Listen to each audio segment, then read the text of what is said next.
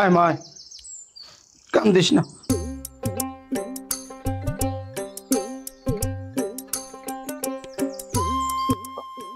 সাবধানে। বাবাজি, আমার একমাত্র মা মরা মাইয়াটা। আমি গরিব মানুষ, আমি তোমার কিছু দিতে পারি নাই। তুমি উল্টা দয়া করে আমার মায়েরা তুমি বিয়ে করছো। বাবাজি, আমার মায়েরারে কখনো কষ্ট দিও না, দুঃখ দিও না। তোমার আর কিছু আমি চাই না। আমার মায়েরারে তোমার হাতে তুইলা দিলাম। আব্বা, আপনি কোনো চিন্তা করবেন না। আজকে থেকে আপনার মেয়ের সমস্ত দায়িত্ব আমার। আমি ওর সমস্ত খেয়াল রাখবো। আমার বাড়িতে গিয়ে ও অসুখী হবে না। আমি ওকে খুব ভালো রাখবো। বাবা, তোমার কথা শুই না আমার পরান্না বইরা গেছে। আমার মায়েরা তুমি দেখে রেখো। কান্দিস না মা, মেয়ে জন্ম নিছ, স্বামী বাড়িতে যাইতে হইব। কান্দিস না, স্বামীর কথা শুনিস, বুঝছ? ঠিক আছে বাবা।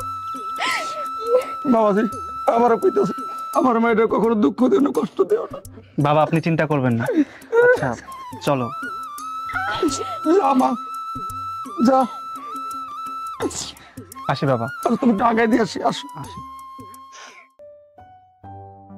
মা, এটাই কি মামার বাসা? হ্যাঁ, এটাই আমার ভাইয়ের বাসা। কি ব্যাপার, আপনারা এখানে কেন আসছেন? ভালো আছো বউ? হ্যাঁ ভালো আছি, কিন্তু আপনারা কেন আসছেন সেটা তো বললেন না। জানো বউ কি হয়েছে? আমার ছেলে ঢাকা ইউনিভার্সিটিতে চান্স পাইছে। তোমরা ছাড়া তো আমাদের আবার ঢাকায় কেউ থাকে না, সেজন্য ছেলেকে নিয়ে তোমাদের বাসায় চলে আসছি। ওরা ভার্সিটিতে ভর্তি করে দিব, ও তোমাদের এখানে থেকে পড়াশোনা করবে। কি আমার বাসায় থেকে লেখাপড়া করবে মানে? এই, আমার বাসায় কি কোনো হোস্টেল যে আমার বাসায় থেকে লেখাপড়া করবে? শুনেন, আমি আমার বাসায় কোনো ঝামেলা এলাও করবো না, ঠিক আছে? এই ঝামেলা নিয়ে আপনি চলে যান এখান থেকে, আর আপনার ছেলেকে কোনো হোস্টেলে ভর্তি করে দেন, ওইখানে থেকে লেখাপড়া করবে। এটা কারা রে মা? বাবা আর বইলো না, এটা হচ্ছে আমার ননাস, গ্রাম থেকে আসছে। যেভাবে এতিম মিসকিন দিয়ে বাড়ি বইরে লাইতেছস, কয়দিন পর তো বাড়ি এতিম খানা বানাই লাবি, তা কিনলে গাইছে? বাবা, এটা হচ্ছে আমার ননাসের ছেলে, ও নাকি ঢাকা ভার্সিটিতে চান্স পাইছে, এখন বলতেছে আমাদের বাসায় থেকে নাকি লেখাপড়া করবে, বুঝছো? তা ভার্সিটিতে চান্স পাইছে, এই নাই যে কিনলি গা। আয়। এই ঢাকা শহরে ভাইয়ের বাড়ি পাইছেন আর পোলারে উঠে গেছেন নাকি? কেন?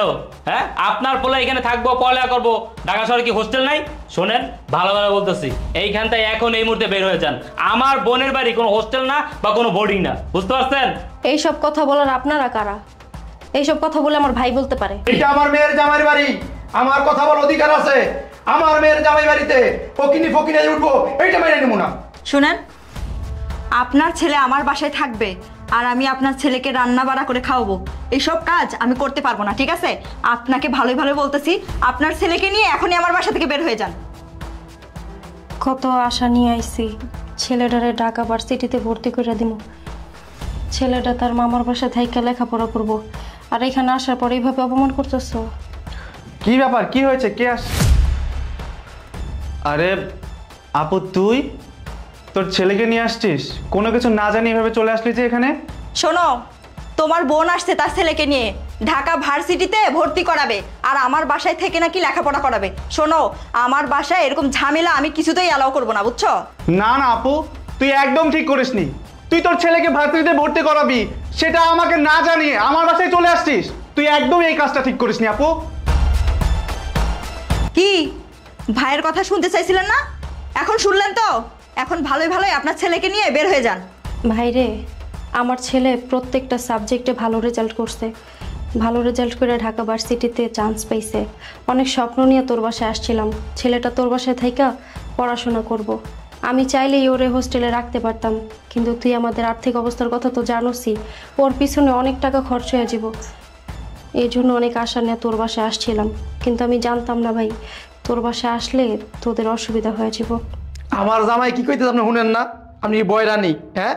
পোলা লইয়া আই বাইতে বাইরন, বাবা রে বাবা, ভাই একটা পাইছে, পোলা লইয়া আইয়া পড়ছে। আমার জামাইয়ের বাড়ি কি এতিম খানা নাকি? ঠিক আছে, আমরা চলে যেতেছি। হ্যাঁ যান যান, দাঁড়াই আছেন কেন? যান।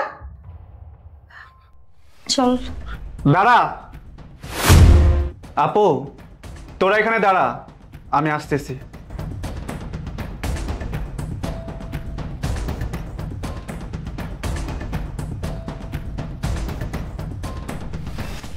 নাও।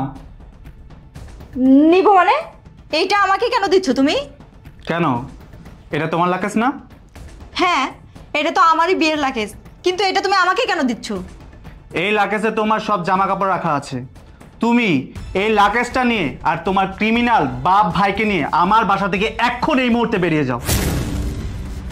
কি বললে তুমি? বেরিয়ে যাবো মানে? শ্রাবণ, তোমার কি মাথা খারাপ হয়ে গেছে? তুমি এই বাসা থেকে বের করে তোমার বোন আর তোমার ভাগিনাকে, তা না করে তুমি আমাকে বাসা থেকে চলে যেতে বলছো? আমার মাথায় এতদিন খারাপ ছিল, কিন্তু আমার মাথায় আজকে ঠিক হয়ে গেছে। তুই কি করে ভাবলি আমি আমার বাসা থেকে আমার বোন আর ভাইটাকে বের করে দেব? জামাই, তোমার এত বড় সাহস, তুমি আমার সামনে দাঁড়ায়া আমার মেয়ের হাত তুলতাছো তোমার এই ফকিনি বোন আর ভাগিনার জন্য? চুপ, একদম চুপ। আপনি যদি আমার মুরব্বী না হতেন না, আপনার মেয়ের সাথে সাথে আপনার গায়ে আমি হাত তুলতাম। এই ছিলেন তো বস্তিতে ফকিন্নি, আপনার মেয়েকে আমি দয়া করে বিয়ে করেছিলাম। আপনার মেয়ের কথা মতো আপনাকে আর আপনার ছেলেকে দয়া করে আমার বাড়িতে আশ্রয় দিয়েছিলাম। আপনার ছেলেকে আমি চাকরি দিয়েছিলাম। এই সব কথা আপনি ভুলে গেছেন? কথায় আছে না, অল্প পানির মাছ বেশি পানিতে আসলে যেরকম লাফালাফি করে, আপনাদের হয়েছে সেই দশা। আপনি কি করে ভাবলেন আমার বাড়ি থেকে আমার বোনকে, আমার বোনের ছেলেকে বের করে দেব? এই বাড়ি থেকে যদি কারো বের হতে হয়, আপনি বের হবেন, আপনার ছেলে বের হবে, আপনার মেয়ে বের হবে। শ্রাবণ, তোমার এত বড় সাহস, তুমি তোমার এই বোনের জন্য আর বোনের ছেলের জন্য তুমি আমার বাবা আর ভাইকে অপমান করলে? এই তোর এই বাপ আর ভাইয়ের কোনো মান আছে নাকি যে তাদেরকে অপমান করব? আরে ওরা তো নিমুখ হারাম। তোরা তোদের অতীত কি করে ভুলে যাস? তোরা ছিলিস বস্তিতে ফকিন্নি, দুবেলা দুমুঠো খাবার ঠিক মতো পেতি না। মনে আছে বিয়ের দিনের কথা? তোর বাবা আমাকে এক সন্ধ্যা খাবারও খাওয়াতে পারেনি, এক গ্লাস পানি খেয়ে আমি তোকে বিয়ে করে নিয়ে আসছিলাম। তোরা টাকা পয়সা আরামে পেয়ে নিজেদের অতীত ভুলে গেছিস, মানুষকে মানুষ মনে করিস না। এই তোরা না বস্তির মানুষ, তোদেরকে বস্তিতেই মানায়। তুই তোর এই নিমুখ হারাম বাপ আর ভাইকে নিয়ে এখন এই মুহূর্তে আমার বাসা থেকে বেরিয়ে যা। শ্রাবণ, শ্রাবণ, আমার ভুল হয়ে গেছে, তুমি আমাকে প্লিজ ক্ষমা করে দাও। আমি এরকম ধরনের ভুল আর কোনোদিনও করবো না। প্লিজ শ্রাবণ, তুমি আমাকে ক্ষমা করে দাও। শ্রাবণ, যা হইছে হইছে, তুই বউরে ক্ষমা করে দে। উঠো বউ, উঠো, মাফ করে দে ভাই। এই শুধুমাত্র আমার এই বড় বোন বললো বলে তোকে আমি ক্ষমা করে দিলাম, কিন্তু তোর এই নিমুখ হারাম বাপ আর ভাইকে আমি কোনো ক্ষমা করব না। এদেরকে এখন এই বাসা থেকে বেরিয়ে যেতে বল। বল। বাবা, ভাইয়া, তোমরা এখন এই বাসা থেকে চলে যাও, আর কোনোদিন ওই বাসায় এসো না।